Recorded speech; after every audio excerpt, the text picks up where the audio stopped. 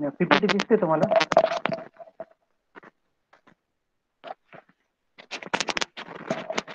PPT दिसते का?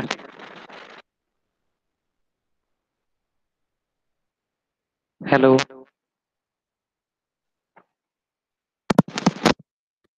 PPT PPT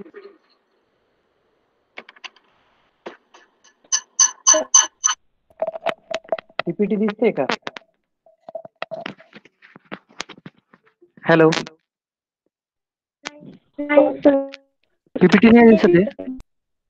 दिसतीये. Okay. So today we have to start the paper of quantum mechanics BPT 502 Unit 1 matter waves, and the topic is introduction of quantum mechanics. I am Dr. PK Pagare, and I am taught you the first unit, matter waves. So firstly, you know what is the quantum mechanics before learning the quantum mechanics. In quantum mechanics, the definition of quantum mechanics is a fundamental theory in physics that describe physical properties of nature at small scale of the order of atoms and subatomic particles. Means in your quantum mechanics, we have not seen the particles in our naked eyes. Means it is a microscopic phenomenon. It is the microscopic phenomenon. Atomic and subatomic level particles means if you move toward the particles which having the size smaller, at that time you cannot see the particles by using your naked eyes. At that time you use some microscopic instruments to see that particles.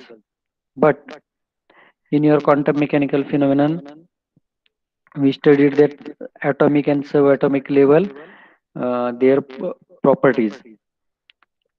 Firstly, there are two common branches. One is the classical physics, and another one is the quantum physics. Okay, in classical physics, it describes the physics that existed before the theory of relativity and quantum mechanics.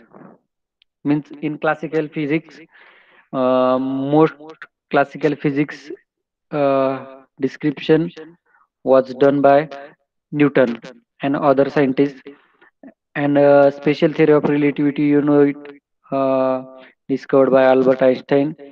And after that, many more number of scientists is working on modern quantum mechanics. Means there are two branches of quantum mechanics also: modern quantum mechanics and older quantum mechanics. Okay, so here the theory of relativity and quantum mechanics describe many aspects of nature at an ordinary macroscopic scale. Mean your classical physics explain the macroscopic scale, while in quantum mechanics it explain the aspects of nature at small. Means what is the size of small? It is the atomic and subatomic scale, for which classical mechanics is insufficient. Means classical mechanics explain the macroscopic phenomenon, means the particle we can see in our naked eyes. Okay, just like a pendulum, etc. Okay, in atomic and subatomic scale, classical physics is not applied. At that time, it needs some quantum mechanical phenomenon, and here in your quantum mechanics, we want to study that all quantum mechanical phenomena for which classical mechanic is insufficient. Means in your TYBSc, you also studied the classical physics also. So quantum mechanics, first basic need of quantum mechanics or start is wave particle duality. Means some scientists told that it having the particle nature. Some party, some scientists tell that it is the wave nature. And here we explain that what is the wave nature, who explain the wave nature and particle nature.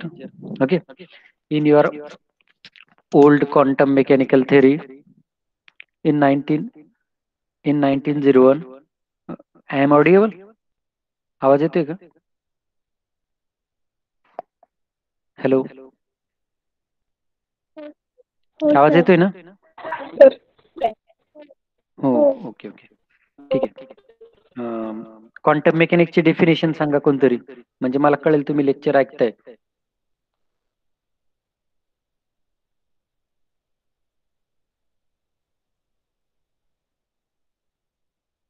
सांगा की कोणतरी, नाही तर मी कोणाला पण विचारू शकतो. Bhakti Patil, what is quantum mechanics?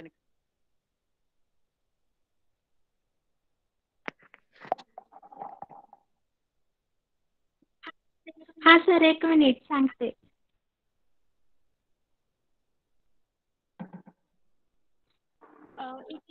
It is a fundamental theory in physics. The small size particles म्हणजे atoms and subatoms याबद्दल डिस्क्राईब करते. ओके, ॲटॉमिक आणि सब ॲटॉमिक लेवलला स्मॉल पार्टिकल जे असतात त्यांच्या प्रॉपर्टीज किंवा त्यांच्या थिअरीज जे एक्सप्लेन करतं ते असतं तुमचं quantum mechanics. Quantum mechanics. Okay, so old quantum mechanics, पहिल्यांदा आपण ओल्ड क्वांटम मेकॅनिक्स बघूया आणि नंतर मॉडर्न क्वांटम मेकॅनिक्स बघूया. त्यामुळे सगळ्यांनी लक्ष ठेवा, मी कधीही कोणालाही प्रश्न विचारू शकतो. In old quantum mechanics, in 1901, Max Planck shows that energy distribution in black body radiation could be explained properly only if one considered that the radiation was quantized or had a particle nature. Means 1901 मध्ये max प्लँकने जी theory energy डिस्ट्रीब्युशनची मांडली by using the black body radiation, त्याच्यात त्याने काय सांगितलं की particle nature आहे. Okay, म्हणजे energy distribution जे होतं ब्लॅक बॉडी रेडिएशन मध्ये, त्यात त्याने काय सांगितलंय, radiation was quantize and it had particle nature. म्हणजे 1901 पर्यंत ते सगळे सांगत होते की त्याचं पार्टिकल नेचर आहे. त्यानंतर तुमचं म्हणजे क्वांटम मेकॅनिक्स मध्ये प्लँक्स म्हणून प्लँक्स कॉन्स्टंट पण येणार आहे तुम्हाला, म्हणजे बरेचसे प्रॉब्लेम्स वगैरे सॉल्व्ह करताना तुम्हाला प्लँक्स कॉन्स्टंट येत असतो. प्लँक्स कॉन्स्टंट जसा सिम्बॉल असतो, it is denoted by small H. Okay, small H ने प्लँक्स कॉन्स्टंट डिनोट केला जातो आणि तो बऱ्याचशा ठिकाणी तुम्हाला वापरायचा असतो. ओके, इन 1901 मॅक्स प्लँक्सने क्वांटम मेकॅनिक्स ऍक्च्युली स्टार्ट केलं by using black body radiation. म्हणजे ब्लॅक बॉडी रेडिएशन मध्ये बरेचसे फिनॉमिनन होते, म्हणजे विंड डिस्प्लेसमेंट लॉ, अजून बऱ्याचशा सायंटिस्टने त्याच्यात त्याचं योगदान दिलं. म्हणजे त्याच्यात काय होतं, स्मॉलर पार्टिकल जे असतात, स्मॉल स्केल पार्टिकल, त्याच्यासाठी काहींनी थिअरीज मांडल्या, बट त्या लार्जर वेव्हलेंथसाठी ऍप्लिकेबल नव्हत्या. त्यानंतर स्मॉलर वेव्हलेंथसाठी काहींनी थिअरीज मांडल्या, त्या लॉंगर वेव्हलेंथसाठी ऍप्लिकेबल नव्हता. बट मॅक्स प्लँक यांनी जी थिअरी मांडली ती थिअरी स्मॉलर वेव्हलेंथ आणि लॉंगर वेव्हलेंथ आणि आधीचे जे फिनॉमिनन मांडले होते ब्लॅक बॉडी रेडिएशनशी रिलेटेड, हे सगळे फिनॉमिनन मॅक्स प्लँकने जे थिअरी मांडली त्या थिअरीनुसार एक्सप्लेन होत आहे.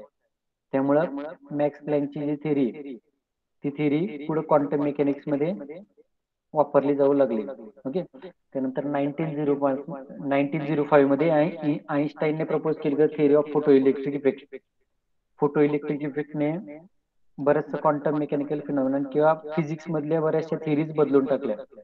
मग आईन्स्टाईनने काय केलं फोटो इलेक्ट्रिक इफेक्ट मध्ये, म्हणजे तुम्ही 11वी-12वी पासून फोटो इलेक्ट्रिक इफेक्ट शिकताय. त्याच्यात काय असतं फोटो इलेक्ट्रिक इफेक्ट मध्ये, एक व्हॅक्युम ट्यूब असते, त्या ट्यूब मध्ये एक मेटल टार्गेट असतं आणि बाहेरून फोटॉन ते मेटल टार्गेट वरती पडल्यानंतर त्याच्यातून काय होतं, इलेक्ट्रॉनचं इमिशन होत असतं.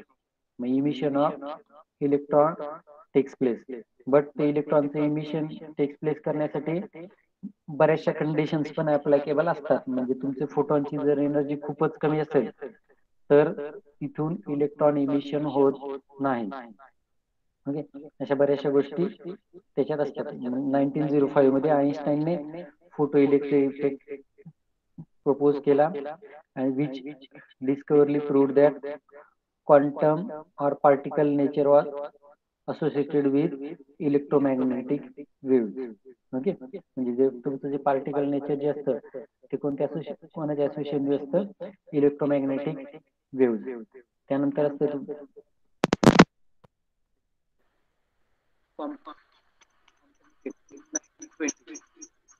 आवाज येतो, आवाज येतो.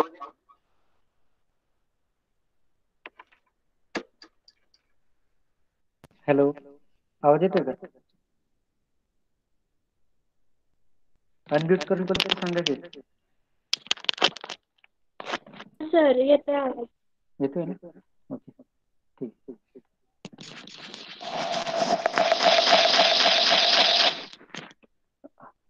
कॉम्प्टन इफेक्ट म्हणजे आईन्स्टाईनने फोटो इलेक्ट्रिक इफेक्ट मांडला. त्याच्यात त्याने खूप महत्वाचं इक्वेशन मांडलं, E is equal to H nu. E is equal to H nu हे इक्वेशन आईन्स्टाईनने मांडलं. त्यानंतर पुढे असतं तुमचं कॉम्प्टन इफेक्ट. म्हणजे हे सगळे क्वांटम मेकॅनिकल फिनॉमिना आहे. ओके, त्यानंतर पुढचं होतं तुमचं कॉम्प्टन इफेक्ट इन 1920. 1920 मध्ये एक सायंटिस्ट होता कॉम्प्टन. त्याने काय एक्सप्लेन केलं, he could explain only when particle nature of electromagnetic radiation. आवाज येतोय का? आवाज येतोय. हो सर येते आवाज. येतोय सर.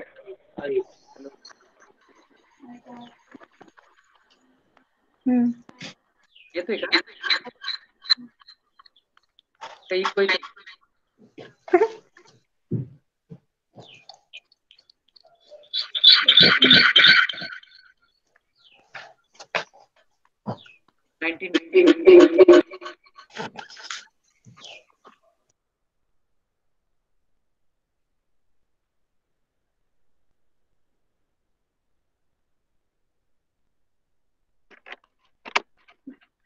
आता येतोय आवाज? Hello, hello, hello, hello.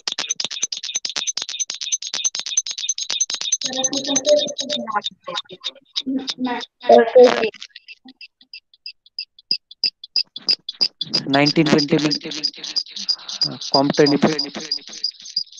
आवाज नाही येते मला. सर क्लिअर आवाज येत नाहीये. क्लिअर आवाज येत नाही. E changing सर आवाज नाही येते. unit respect